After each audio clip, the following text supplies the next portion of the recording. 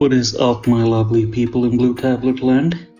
I know it's been a little while since I uploaded a video to the channel, and I had a little bit of issue with my internet this past week and a half, and it was a constant battle between me and the phone company, and well, not the phone company, the internet provider, and trying to figure out what was causing the issue. But anyway, that is all straightened out, and fingers crossed it keeps steady as it has been.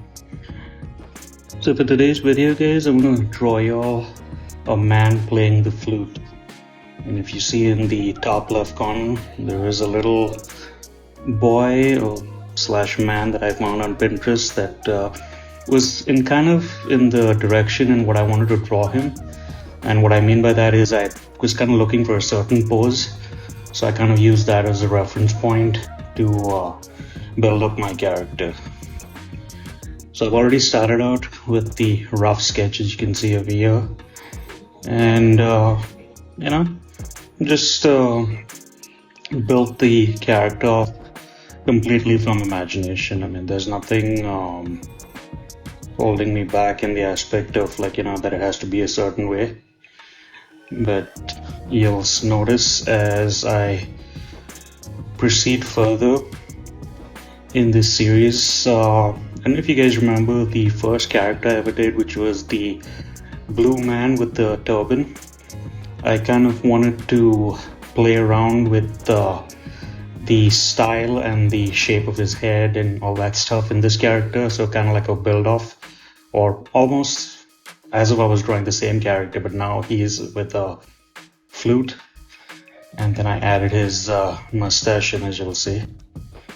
But thought I'd tell you guys a story. So pretty much seeing these flute guys or these men that play the flutes was something that I had fun when I was growing up, and I used to go with my uncle to the beach. And for any person that's what might be watching this video that might be from Bombay, it was at one of the famous beaches, Juhu Beach. So these guys used to pretty much walk on the beach, and they had all different kinds of things to vend. And these guys in particular, the ones that kind of made the flutes, had these really cool designs on each of the flutes. Some were painted blue, and then some were painted green, just to make it more interesting. And whenever they would stop by and see somebody sitting on the beach, they would always start a conversation, be like, hey, would you like a flute? And then especially all the kids at the beach would all get fascinated with all the bright colors of the flute. And that's pretty much why I wanted to create this. And also because this is in kind of like a memory piece, because the uncle I just told you about passed away in 2023, and I made some good memories with him, and going to the beach, and so that's kind of why I wanted to create this character. And there are a few other characters that I also want to create, but we'll see how that goes. And another character that comes to mind now that I'm talking about the flute is there are these I don't know what is the exact name of these men in Bombay, but they wear this orange kind of outfit, and they have this basket in which they have a snake in it. And what's interesting is they play this instrument that kind of looks like a flute, but it's a different version. It's kind of got like a swollen version at the top of the flute, and I guess it makes a unique noise. And pretty much what they do is they create the illusion that the snake is actually dancing, which was always something interesting to watch. And that's another interesting story from my days of coming on vacation and living in Bombay. And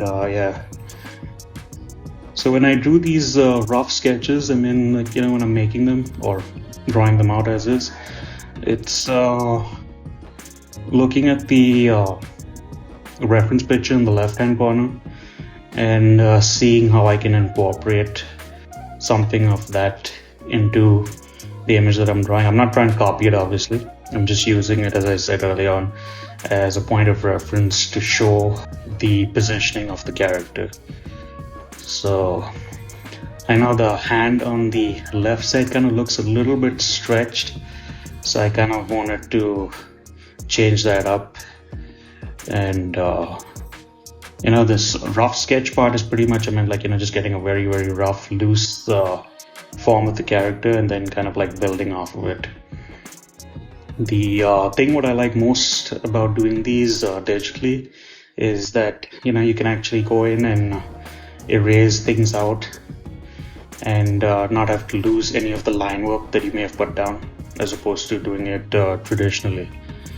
So that's definitely one of the pros about doing art digitally. And I was thinking of making him like a full character, but then I was like, maybe the video might get a little bit way too long, so I kind of chose to do him as a 3/4 view, or kind of like half the view, as I've done for the other characters.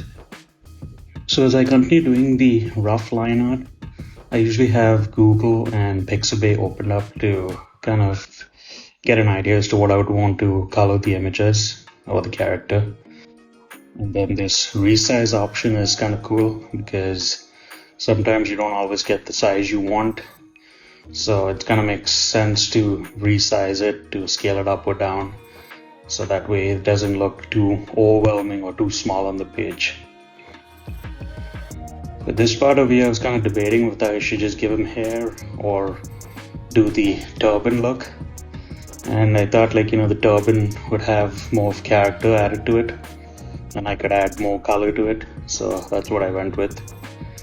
And for my videos that I've planned for the upcoming ones is I kind of want to show you guys how I illustrate hair, how I draw eyes, hands, and kind of make it like a whole series.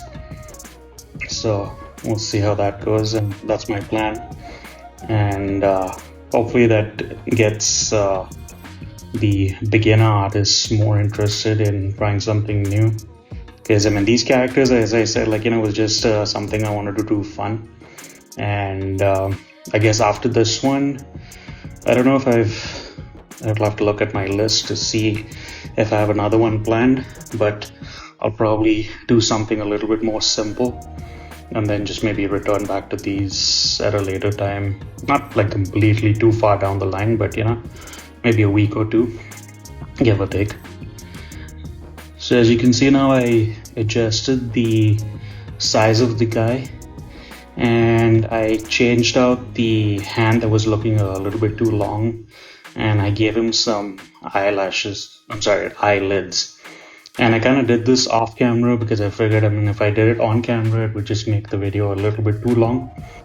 So that's what I went and did.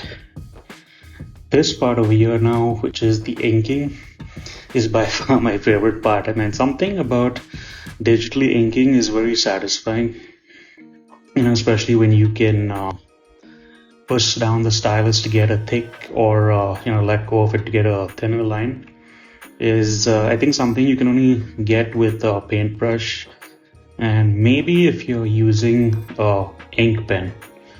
I don't know if you can do it with a Sharpie marker. Well, I guess you could, but yeah, it's very satisfying just to lay down these digital inks. And for this one now, what I did is I wanted to leave his pupil blank, so that way I could add some color to it, as opposed to the other ones what I did, which was just black. And kind of worked on giving him some sort of wrinkles to make it look like that he's been playing the flute for many years. And I don't know what I was going to say. But yeah, I'm just giving him the eyelashes. And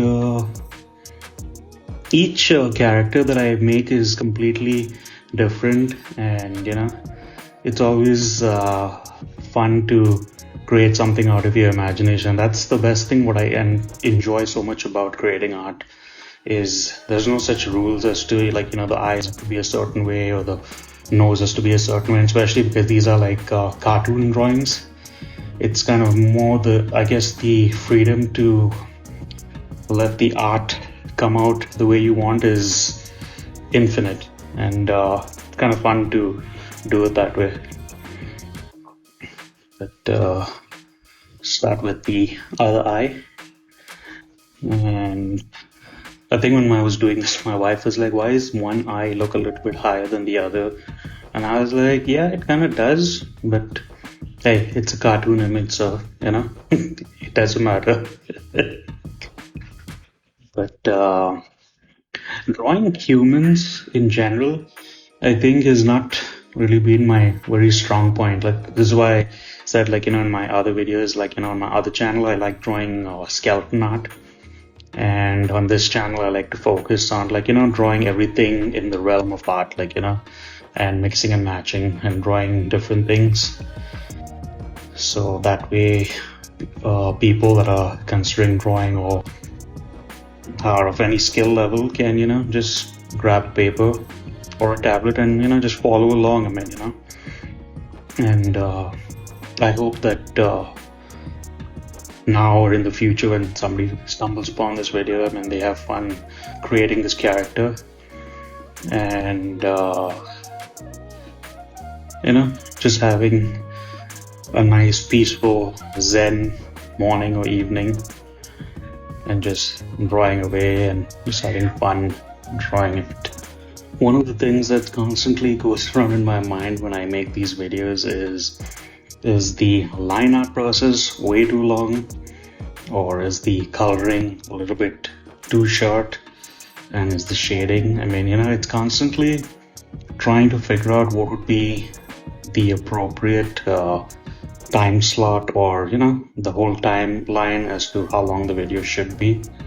And when I record the video, it's recording in real time, and what you guys are seeing right now is just sped up, I think maybe probably like half an X, or whatever those little X numbers are at the bottom that show the number, and to speed up the video, I don't know what they're exactly called. And the thing is, what I think struggle with is, if I keep it completely at the real time frame, it always tends to be real slow for some reason. And I figured, speeding it up a little bit and not way too much is a good pace, because if somebody is drawing along, they can pretty much get a idea as to what's going on, and be able to follow along and just draw along. But this part over here for the turban kind of took more than 1 or 2 tries, and as I talked about in my other videos, I usually like using a whole lot of layers, and I think for this one I didn't really use that. Maybe I did.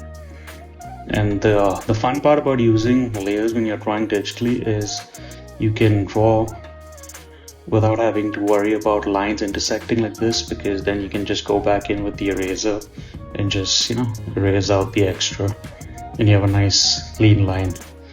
That's one thing that I always fancy about when I create my art, is I like the clean, crispy looking lines. But that's just my thing. So for any of the other creators, artists that are maybe watching this and have art that they create on their own channels, is there something that kind of holds you back from creating content? I'd really like to hear that. Comment below. For me, I think my biggest pet peeve would have to be the background noise, and I think what's kind of a little bit irritating and annoying is if you're trying to do a voiceover and you have something that kind of like an unexpected noise that shows up or becomes part of the video right at the part where you're trying to explain something. It's frustrating in the fact that when you go to edit it out, you kind of take out what you were trying to say and the voice or the unexpected noise or unwanted noise. That's my thing. So what I try to do is I try to keep all my voiceover recordings at the end of the day and try my best to see how I can keep it down, and so that way the video doesn't get overwhelming with all these unnecessary noises in the background.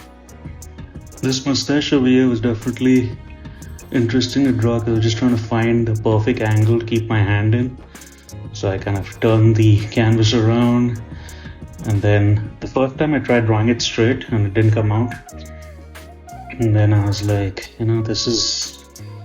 this mustache is just not coming out the way I wanted, and I was like, man, it's irritating.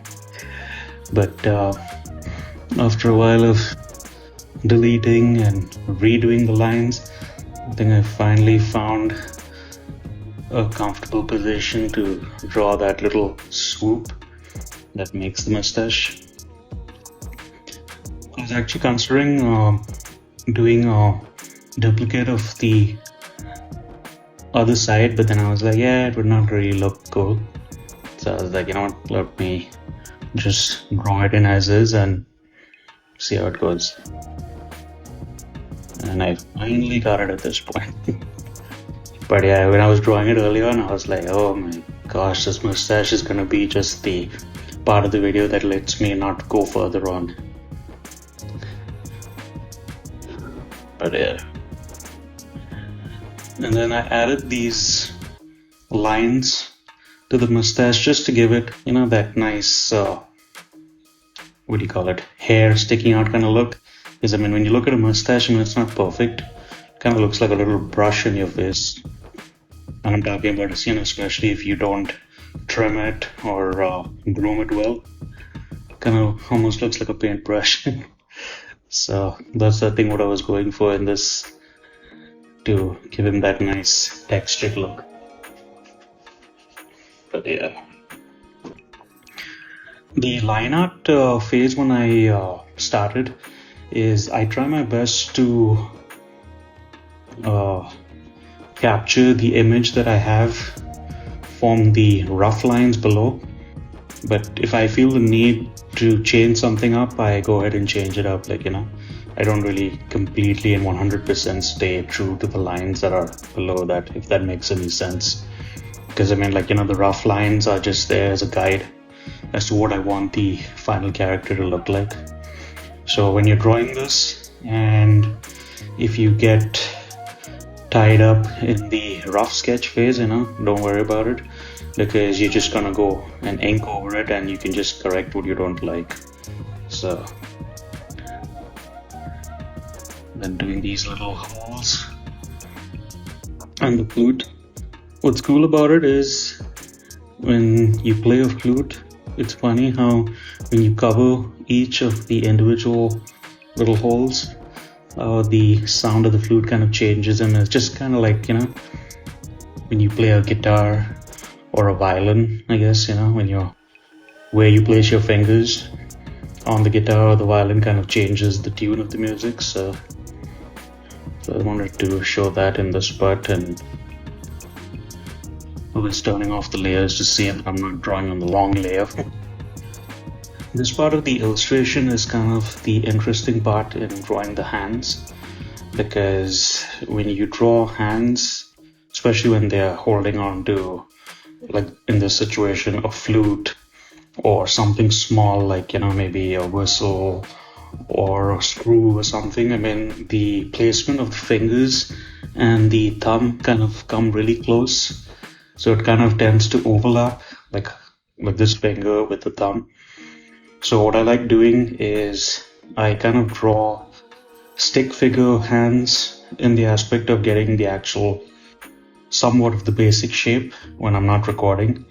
So that helps me figure out how the actual size of the actual hand would be or look like when it's actually holding different things, like, you know. So that's one way I practice drawing hands.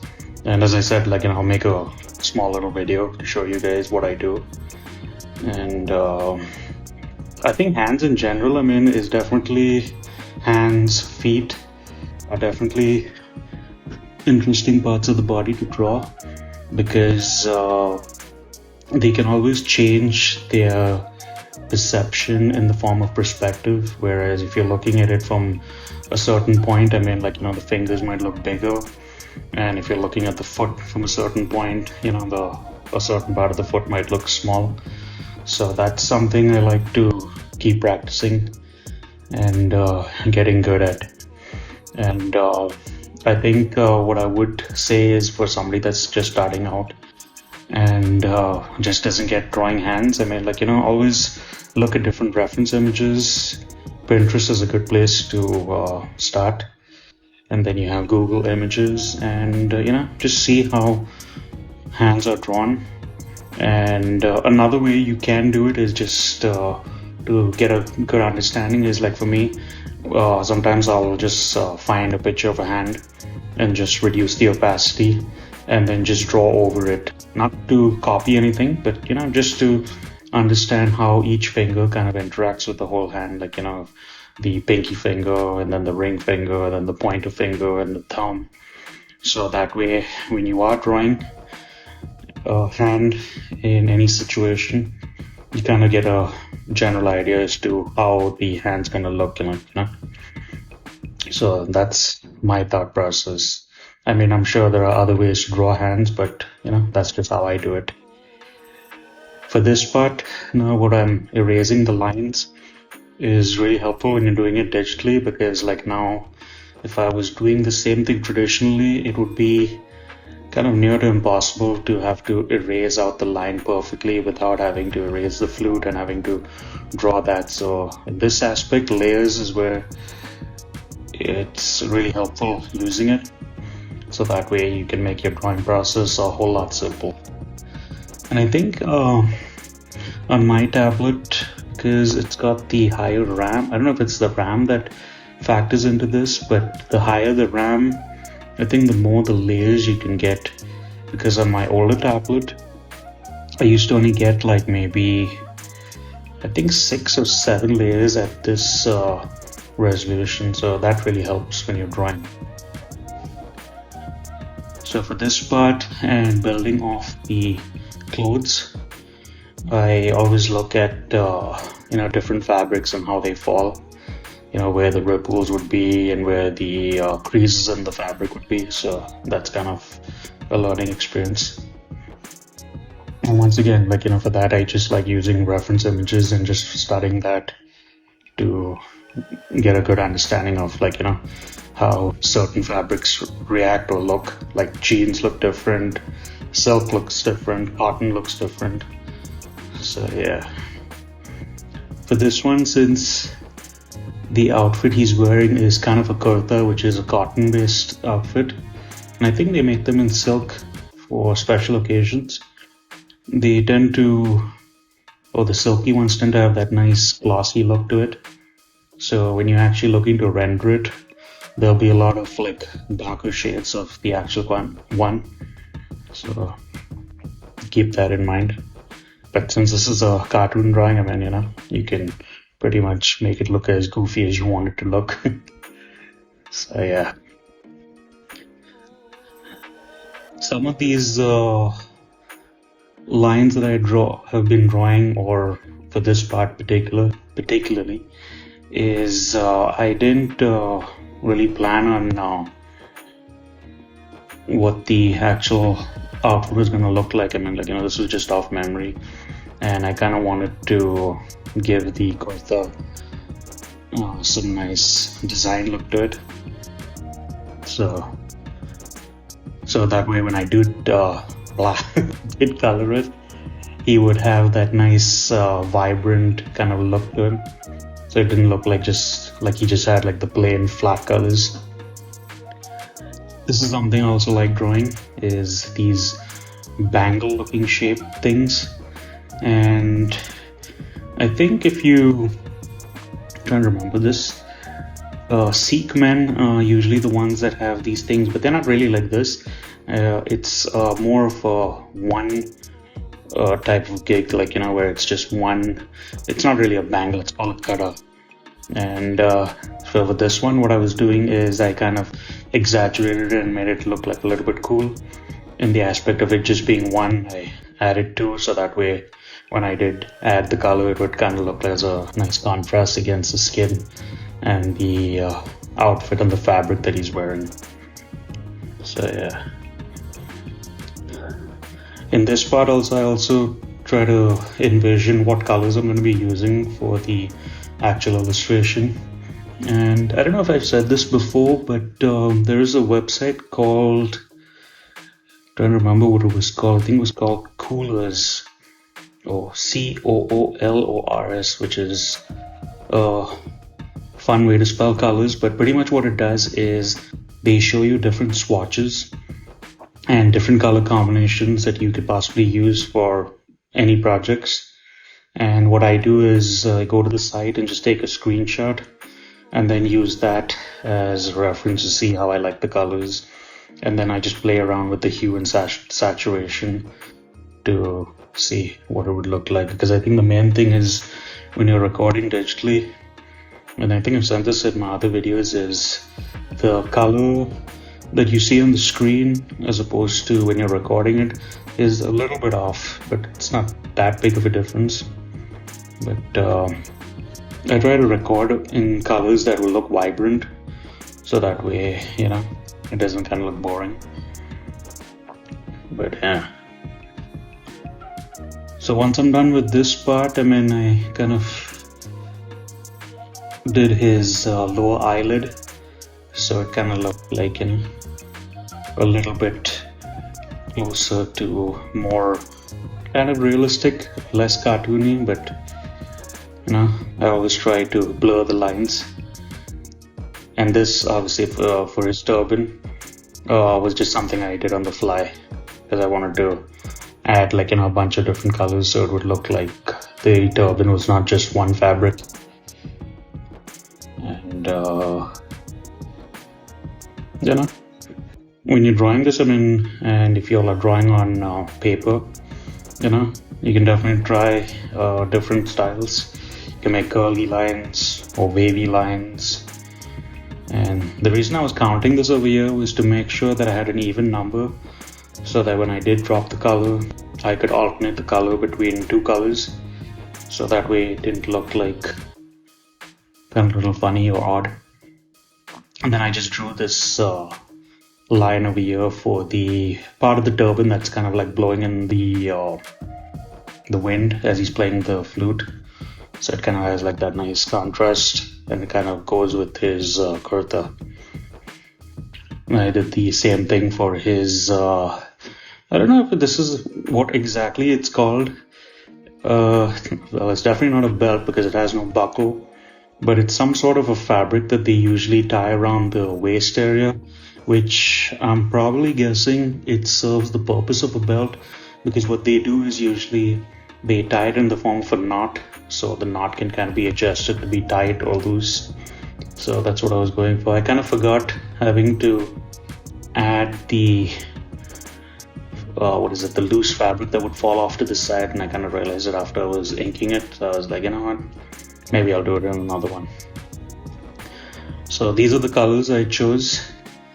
I wanted to stick with the purples and pinks, because these colors, especially like purples and yellows, is always I personally think is not really difficult to shade, but they kind of tend to look a little bit muddy if you choose the wrong shade of the color that you're using. So for example, like now if I'm using this mustard kind of a yellow, I would definitely want to use a little darker version so it doesn't kind of look like that, has that muddy look.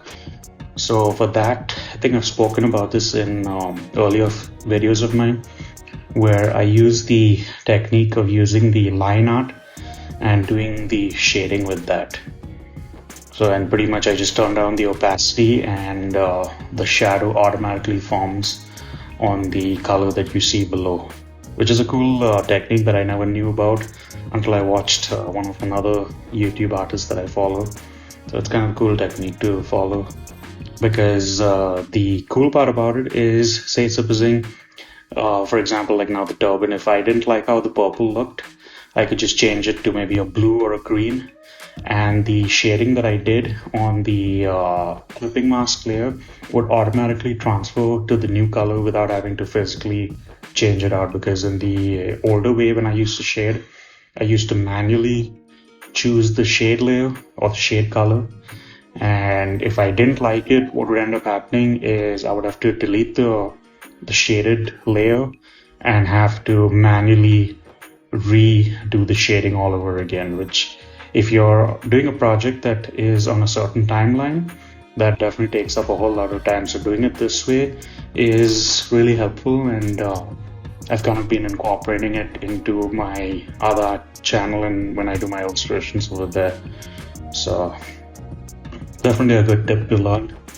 And when I'm not making videos, I'm usually looking at other art channels and just seeing what other fellow artists are up to and seeing what ideas they have for videos. And I think when I was thinking about making these characters, I kind of looked up on YouTube to just see if anybody else had done anything like this. And I'm kind of excited to know that when I kind of went into the search tab and was looking up keywords and search terms, mine was the only one that actually showed up in the aspect of Indian art. So I think that was kind of cool about that. So hopefully these videos will kind of set my channel apart from the other art channels in the aspect of showing drawing different cartoon characters with that Indian kind of flair. And yeah, I think the other character that I have is, now because it's the rainy season, I think it is a little girl holding an umbrella and walking in the rain. So I don't know if that's going to be my next one. Maybe it might be, or I might just decide to do the eyes and the nose and the hand illustrations that I was telling you guys about. We'll see how it goes, and see what is the response so far. I mean, all the videos that I've posted, based on the amount of followers I have on my channel, it seems like a lot of people have watched the content, and it'd be nice to see if somebody actually drew along and have followed and seeing how it turned out. I think this is really started with the shading, is what I was telling you earlier, and you'll see now once you start the shading process how it is just very easy to explain. You see the color that's forming, which is the darker shade of that pinkish color on the top, it naturally conforms to that color, and you don't have to really do a whole lot of guesswork. I mean, yes, you could probably manually do it, but this way it definitely helps a lot. And when you're working with the stylus or the Apple Pencil, you can give your own personal touch to show the colors, or the difference in color and the folds in the fabric and all that. So that's kind of also what I like doing. Sometimes I'll end up using the selection tool, and then sometimes I'll just do it manually this way and see which one comes out better. I mean, you can mix and match both ways. You can just draw the line like this, like with the stylus or Apple Pencil, and then if you want to give it a more unique look, I mean, you can definitely go back in and use the selection tool to make the shading stand out a little bit better. This is also something I just tried, something new, where I just kind of gave it like that nice sharp edge, so it kind of looks like the fabric is kind of tucked away and kind of has some resistance. So that's why that sharp little edge for the shadow. But the shading part, I think, is also another cool part that I enjoy doing because it really makes the drawing really pop. I mean, yes, I mean the flat colors look nice, but when you add that shading and the highlights, it definitely brings out the colors more, and it definitely gives a lifelike look to the character. So yeah, this is definitely fun and enjoyable to do. But especially in these colors, because I mean I don't usually use purple and yellow a whole lot, but when I do, I like to see how far I can push the shading and make it look all nice and stylish looking. And I kind of just sped it up over here, obviously, just to, you know, not make it waste a whole lot of time. But yeah, the shading pretty much, I mean, you can pretty much just try anything you want and experiment with it. I mean, so there's no particular way to actually end up doing shading. I mean, it's all based on what you want to do. And like, you know, see, as for the highlights, I just used the lighter versions of the color and used an alpha lock layer, or turn the alpha lock on to show this part, which I like how it turns out at the very end. But the shading in general, I mean, once you do it and as you're getting closer to the finishing of the illustration, it's nice to see how it slowly all comes together, like, you know, as you work piece by piece, chunk by chunk of the illustrations. So yeah, that's definitely what I like, is once you get to the end line and see how cool the illustration comes out. I like how the colors came out over here, and I don't know if I selected or used the palettes from that website I was telling you about, Coolers, early on, or if this is just something I just randomly picked, but I like how it turned out. And using the selection tool again for the shading, almost gave it like a nice wave look to it, so I think that was kind of cool. But you know, when you guys do your shading and you're trying something, I mean, like, you know, try different stuff. I mean, don't do it exactly the way I'm doing it, and experiment and see. I mean, because there's so many different fun ways you can shade and make your drawings look really cool. It's all about trying new stuff with every piece. At least that's what I do. I don't like to keep doing the same thing, or at least I'll make like small little tweaks here and there. For this part now, for the wooden part of the flute, I kind of wanted to give like a nice highlight, so it looks like the flute has a nice varnish to it. Alrighty people, let's go ahead and wrap this video up. Hope you all enjoyed drawing this fun little man playing the flute, and the vibrant choice of colors of the purple, pinks, and the yellows.